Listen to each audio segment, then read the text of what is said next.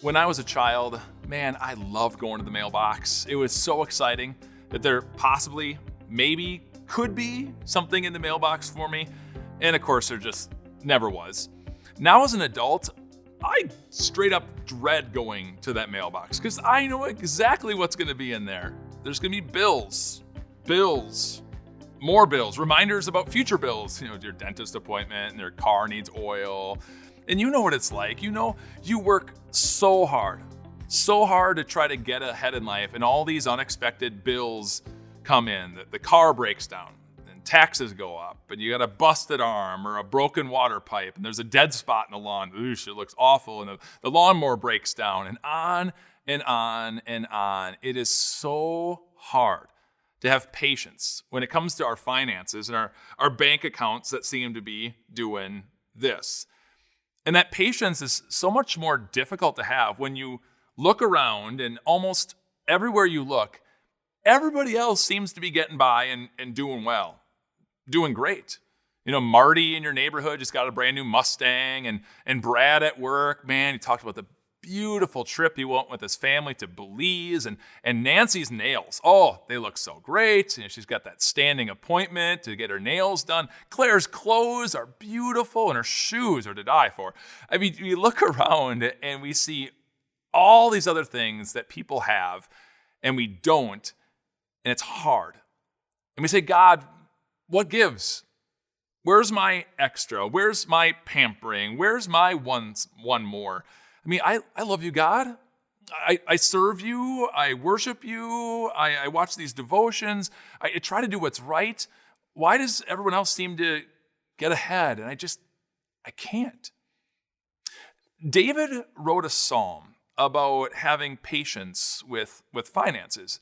It's a psalm that a lot of people don't know that well. In fact, when I did studying for this is when I really unearthed the truth of this psalm. It's Psalm 37. And see, David's got a unique perspective. He knows what it's like to have next to nothing and then have everything and then to lose it all. If you remember, David was that simple shepherd boy, not a lot of money in that family. And then he's the youngest, so he's the runt. He knew what it was to be looked over for even food. Then David becomes king, one of the most powerful kings in the world, one of the most influential, wealthy people in the world. And then he lost that crown, and he's running around for his life. And David's got that unique perspective and gives us some encouragement with peace for finances. He says this, "Be still before the Lord and wait patiently for him." Be still. And what that means is don't worry. God's got it. Don't fret. God's got a plan. And even when you look around and you see people getting ahead of you and they're doing it in a dishonest way, and we go, God, why? Why are you not helping me? And you seem to be helping them. David even says this is verse 2. He says, "Do not fret when people succeed in their ways, when they carry out their wicked schemes." David gives you encouragement to not fear, that God has this incredible plan. And it's a plan to bless you and not to harm you.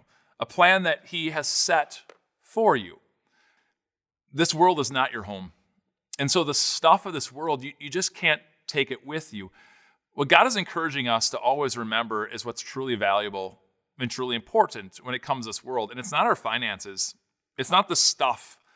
What matters the most is your relationship with God and your relationship with others. That's the greatest gift that God gives. And to give anything else, or to be given anything else, gives an incredible blessing into our lives. God wants us to have that perspective. David came to that perspective here in Psalm 37. David, as he's on the run, even finding a piece of fruit on the ground was something to be cherished suddenly. If you remember Titanic, when the boat is sinking, a wealthy woman runs into her stateroom, past her jewelry, to grab a bag of fruit. Suddenly that was precious. And David says this in verse 16, "Better the little that the righteous have than the wealth of many wicked."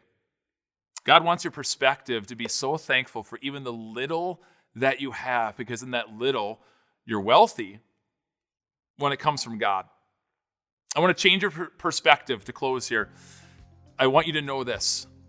Did you know that if you have $1 in your pocket, at least $1 in your pocket or in your purse, did you know that if you have at least $1 saved away in a bank and you can walk in with your good name and they'll give it to you? Did you know that if you have a home with a front door that locks, and if you have a home that has some food in it that you're not going to eat today, you'll eat eventually someday? If you have all those things, which I'm assuming you have, you are wealthier than 70% of the world. God has not forgotten you. God has truly blessed you. When you put things into perspective, you see God's grace. And when you see that, it'll give you patience in your finances.